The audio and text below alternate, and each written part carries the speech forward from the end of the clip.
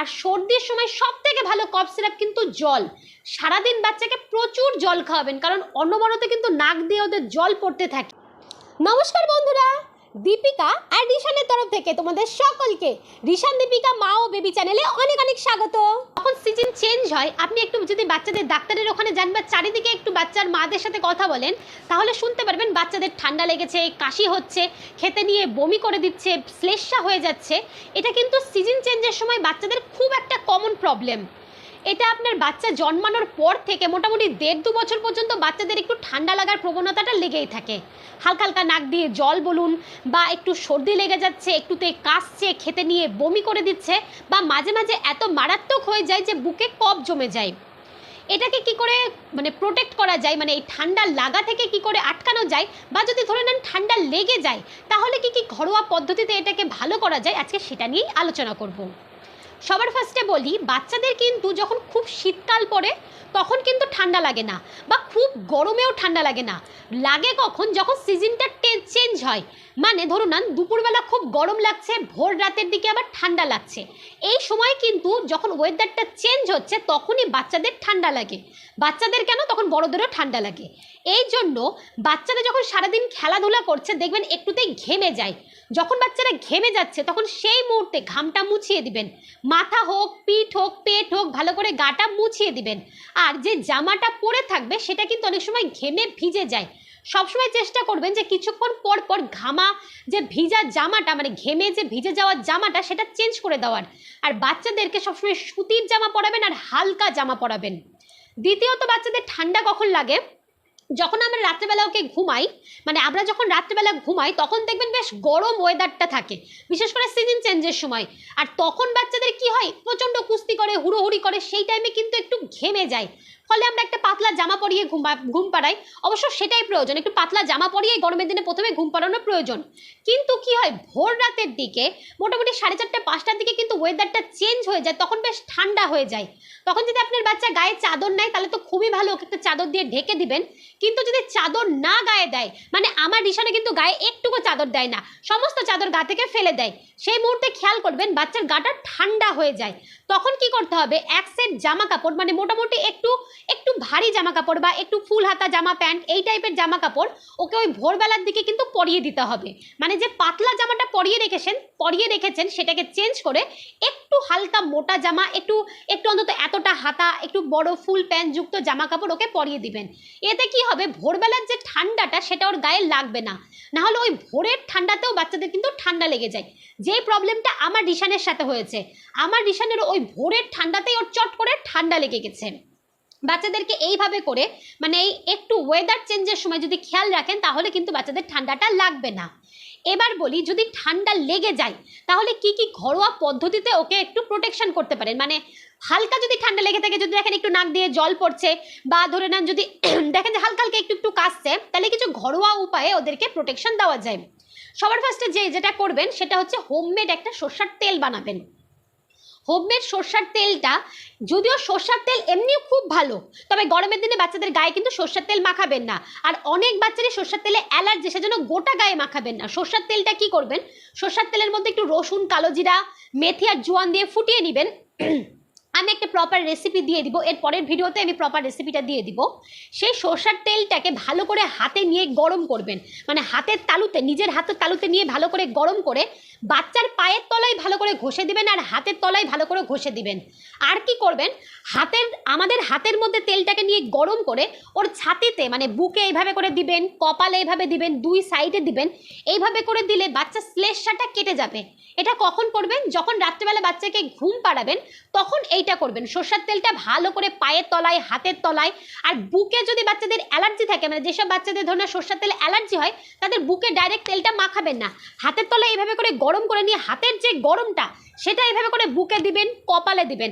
এতে কি হবে, শ্লেষ্মাটা কমে যাবে, আর যে কফটা বুকের মধ্যে জমছে ওটা বাচ্চার পটি দিয়ে বেরিয়ে যাবে। এটা খুবই ভালো উপায়, খুবই ভালো উপায়। বাচ্চার এটা আপনি 3.5 মাস, 3 মাস থেকেই করতে পারেন, কোনো ব্যাপার না। বাচ্চা যখন 3 মাস বয়স তখন থেকে করুন, 5 বছর 6 বছর পর্যন্ত বাচ্চাদেরকে সাথে এটা করতে পারেন, খুবই ভালো। ঠাকুর করে বলতে হয় না, আমার রিশানের ছোটবেলা থেকে চট করে ঠান্ডা লাগার ধাতটা ছিল না। এই প্রথম 1 বছর বয়সে এসে ওর সব থেকে বেশিভাবে ঠান্ডা লাগলো। ছোটবেলা থেকে আমি যখনই দেখতাম আমার রিশুর একটু নাক দিয়ে জল পড়ছে বা একটু ঠান্ডা লাগছে, আমি সঙ্গে সঙ্গে এই সর্ষের তেলের যে মানে রেসিপি বলুন বা যাই বলুন, এটা ওর পায়ের তলায় আমি দিয়ে দিতাম। 2 নম্বর যেটা করবেন, বাচ্চাদেরকে মধু আর তুলসী পাতা খাওয়াবেন। সবার ফার্স্টে বলে রাখি, 1 বছরের ছোট বাচ্চাদেরকে কিন্তু চট করে মধু খাওয়াতে হয় না, তবে তুলসী পাতার রসটা আপনি খাওয়াতে পারেন। তুলসী পাতার রসটা কিন্তু 6 মাসের পর থেকেই খাওয়াতে পারেন। যখন দেখছেন একটু একটু ঠান্ডা লাগছে, হালকা হালকা ঠান্ডা লাগছে, কয়েকটা তুলসী পাতাকে একটু তুলে নিয়ে এসে হাতের তালুর মধ্যে হাতটা ভালো করে ধুয়ে নিয়ে, নিজের হাতটা ভালো করে ধুয়ে নিয়ে তুলসী পাতাটাকে হাতের মধ্যে দিয়ে এভাবে করে চিপে যে একটু রস হবে, ওটা 1-2 ফোঁটা রস বাচ্চার মুখে দিয়ে দিলেই হবে। আর 1 বছরের পর থেকে মধু দিয়ে তুলসী পাতাটা খাওয়াতে পারেন। আমি যেটা করেছি, এখন যেহেতু আমার রিশুর খুব ঠান্ডা লেগেছে, সেই জন্য আমি যেটা করেছি, একটা হোমমেড সিরাপ বানিয়েছি। এই হোমমেড সিরাপে আমি কি কি দিয়েছি, তুলসী পাতা তো দিয়েইছি, তার সাথে দিয়েছি বাসক পাতা, আদা। আমি এই হোমমেড সিরাপের রেসিপিটাও আমি এর পরের যে ভিডিওটা ছাড়বো, পরপর আরও 2টো ভিডিও ছাড়বো, আমি তেলের ভিডিওটাও দিয়ে দিব আর হোমমেড সিরাপের ভিডিওটাও দিয়ে দিব। এই হোমমেড সিরাপটাও খাওয়াতে পারেন, তবে এই হোমমেড সিরাপটা যেই কদিন কাশি হচ্ছে সেই কদিন শুধু খাওয়াবেন না, একটা কাজ করবেন, 1 থেকে 1.5 মাস টানা খাওয়াবেন, তাহলে একটা শরীরের মধ্যে ইমিউনিটি তৈরি হবে। হ্যাঁ, তুলসী পাতার রসটাও যদি আপনি ভাবেন যে হোমমেড সিরাপ খাওয়াবো না, বাসক পাতা তো একটু তিতা, বাচ্চারা খেতে চায় না, শুধু যদি তুলসী পাতার রস খাওয়াতে চান সেটাও ভালো হবে। মোটামুটি যখন এই সিজনটা যখন চেঞ্জ হচ্ছে, এই আগস্ট সেপ্টেম্বর নাগাদ বাচ্চার যখন মোটামুটি 8 মাস 9 মাস হয়ে যাবে, 6 মাসের পর থেকেও খাওয়ানো যেতে পারে, তবে 6 মাসের একদম পরপর না খাওয়ানো একটু ভালো, একটু কিছুদিন পর থেকেই খাওয়াবেন। মোটামুটি যখন 8 মাস 9 মাস হয়ে যাবে তখন থেকেই খাওয়াতে পারেন। কিছুদিন ধরে টানা, মানে আগস্ট সেপ্টেম্বর থেকে টানা ধরে একদম মার্চ মাস পর্যন্ত বাচ্চাদেরকে সকালবেলা ঘুম থেকে উঠে একটু 2-3টা তুলসী পাতা নিয়ে এসে হাতে রস করে একটু খাইয়ে দিলেই হয়ে যাবে। এটা খুব ভালো টোটকা, মানে আমাদের মা ঠাকুমার আমল থেকে কিন্তু আমাদেরকে এটা খাইয়ে এসছে, এখন কেউ চট করে খাওয়াতে চায় না, তবে খাওয়াবেন, এটাতে বাচ্চার যে একটা শরীরের মধ্যে ইমিউনিটি তৈরি হবে। আর একটা যেটা করতে পারেন সেটা হচ্ছে, বাচ্চাকে গরম রাখে শরীর থেকে, যখন বাচ্চা একটু বড় হবে 2 বছরের পর থেকে, যখন ওকে রাত্রেবেলা দুধ খাওয়াবেন, ধরে নেন গরুর দুধ খাওয়াচ্ছেন, তার মধ্যে কি করবেন, একটু 1 চিমটি হলুদ দিবেন, 1 চিমটি গোলমরিচের গুঁড়ো দিবেন, কারণ গোলমরিচ হলুদের গুণকে বাড়িয়ে দেয়। আর যেটা করবেন, একটু ঘি দিবেন।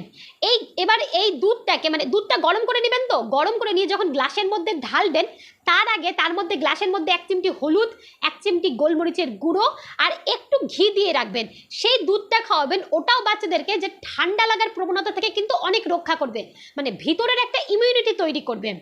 4 নাম্বার কি করবেন, আমরা যে জায়ফলটা মশলা জায়ফলটা ব্যবহার করি না, মানে এই যে বিরিয়ানিতে যে জায়ফলটা দেয়, একটা সুপারির মতো দেখতে জায়ফল, ওই জায়ফলটাকে কি করবেন, যে বাড়িতে যে পাটা বা ধরে নেন চন্দন কাঠের পাটাওটাও হতে পারে বা এমনি পাটাও হতে পারে বা কোনো পাথর ধরে নেন, তার মধ্যে একটু জল দিয়ে একটু ঘষবেন, একটু ঘষে নিয়ে একটু চন্দনের মতো যদি একটু বেরায়, হাতে একটু তুলে নেবেন, তুলে নিয়ে রাত্রেবেলা বাচ্চাকে একটু চাটিয়ে দিবেন। মোটামুটি এটা 7 মাস 8 মাস থেকেই করতে পারেন, 6 মাসের নিচের বাচ্চাকে ভুল করেও করবেন না। এই জায়ফলও কিন্তু প্রচণ্ড, মানে কি বলবো, এই জায়ফলের একটা ইমিউনিটি তৈরি করে, মানে বাচ্চাদের কিন্তু ঠান্ডা লাগে থেকে খুব রক্ষা করে। আমি এখন আমার যখন রিশুর ঠান্ডা লেগেছে, আমি কিন্তু কন্টিনিউয়াসলি এগুলো করছি। হ্যাঁ, আমি ওকে যেহেতু গরুর দুধটা খাওয়াই না, সেহেতু দুধটা খাওয়াতে পারছি না, ওটা আপনি আপনার 2 বছরের পর থেকে, মানে 2 বছরের বাচ্চা হয়ে গেলে তারপর থেকে আপনি দিতে পারেন। তার আগে তার ছোট বাচ্চাদেরকে আপনি জায়ফল একটু চন্দন পাতার মধ্যে বা এমনি কোনো পাতার মধ্যে বেটে নিয়ে খাওয়াতে পারেন, তুলসী পাতাও খাওয়াতে পারেন। এটা মোটামুটি আপনি এই দুটো খাবার, মানে এই দুটো টোটকাকে আপনি আপনার বাচ্চার 8 মাস হয়ে গেলেই শুরু করতে পারেন। তবে বাচ্চার যদি সর্দি কাশি খুব বেড়ে যায়, তাহলে বাড়িতে অবশ্যই টোটকা করবেন, কিন্তু তার থেকে বেশি রিস্ক নেবেন না, অবশ্যই সঙ্গে সঙ্গে ডাক্তারের কাছে যাবেন এবং ডাক্তারবাবু যেগুলো পরামর্শ দিচ্ছে সেটা মেনে চলবেন। এবার কিছু টিপসে আসি। যদি বাচ্চার খুব সর্দি লেগে থাকে না, তাহলে ওকে সারাদিন চেষ্টা করবেন একটু গরম গরম খাবার খাওয়ানোর। বাচ্চারা কিন্তু চট করে তখন কিচ্ছু খেতে চায় না, কারণ মুখটা একদম তিতা হয়ে থাকে বা এমনি কোনো খাবারই খেতে চায় না। চেষ্টা করবেন অল্প অল্প করে খাবার খাওয়ানোর, একটু গরম গরম খাবার খাওয়ানোর, একটু বারবার খাবার খাওয়াবেন, একটু একটু করে খাওয়াবেন, কারণ খেতে চায় না। আর যদি বাচ্চা বুকের দুধ খায়, তাহলে মাকে বলবো বারবার বাচ্চাকে বুকের দুধটা খাওয়াবেন, কারণ বাচ্চাদের কি হয়, কেশে কেশে গলাটা একদম ব্যথা হয়ে যায়, তখন যদি একটু গরম গরম কিছু খাবার পায়, সে গরম গরম একটু বুকের দুধ খাক বা একটু গরম গরম জল খাক, তাহলে গলাটা একটু রিলিফ পায়। আর সর্দির সময় সব থেকে ভালো কফ সিরাপ কিন্তু জল। সারাদিন বাচ্চাকে প্রচুর জল খাওয়াবেন, কারণ অনবরত কিন্তু নাক দিয়ে ওদের জল পড়তে থাকে। আর হাঁচি তুলছে, বারবার বমি করছে, এগুলো করলেও কিন্তু অনেক শরীর থেকে জল বেরিয়ে যায়। সেই জন্য সর্দি হলে, বাচ্চার সর্দি কাশি হলে সব থেকে ভালো হচ্ছে জল খাওয়ানো। আর চেষ্টা করবেন একটু ঈষদুষ্ণ জল খাওয়ানোর, মানে যেই জলটা বাচ্চার গরম লাগবে না আবার ঠান্ডাও থাকবে না, সেই জলটা বারবার খাওয়াবেন, কিছুক্ষণ পরপর জল খাওয়াবেন। আর যতটা পারবেন বুকের দুধ খাওয়াবেন, কারণ বুকের দুধ বাচ্চা যত খাবে তত ইমিউনিটিটা শক্ত হবে। এই সমস্ত টিপস ফলো করবেন, বাচ্চা একদম সুস্থ থাকবে। আর বাড়িতে যদি দেখেন যে আপনি 7 দিন বা 5 দিন এই টোটকাগুলো করে বাচ্চা ঠিক হচ্ছে না, সঙ্গে সঙ্গে কিন্তু ডাক্তার দেখাবেন। তবে আমি বলবো 3 দিনের মধ্যে যদি বাচ্চা সুস্থ না হয় তাহলে কিন্তু অবশ্যই 3 দিন পরই ডাক্তার দেখান। কারণ অনেকে 5 দিন 7 দিন ওয়েট করে, তবে 5 দিন 7 দিন ওয়েট করবেন না, 3 দিনের মধ্যে বাচ্চাকে ডাক্তার দেখাবেন। সুস্থ থাকুন, বাচ্চাকে ভালো রাখুন। আর আমার ভিডিওটা যদি আপনার ভালো লাগে, এতটুকু যদি ইনফরমেটিভ মনে হয়, তাহলে আমার চ্যানেলটা সাবস্ক্রাইব করুন আর আমার ভিডিওটাকে লাইক করুন। আর আপনার কি অভিজ্ঞতা বাচ্চা মানুষ করার সময়, সেটা আমাকে কমেন্ট করে জানান। নমস্কার।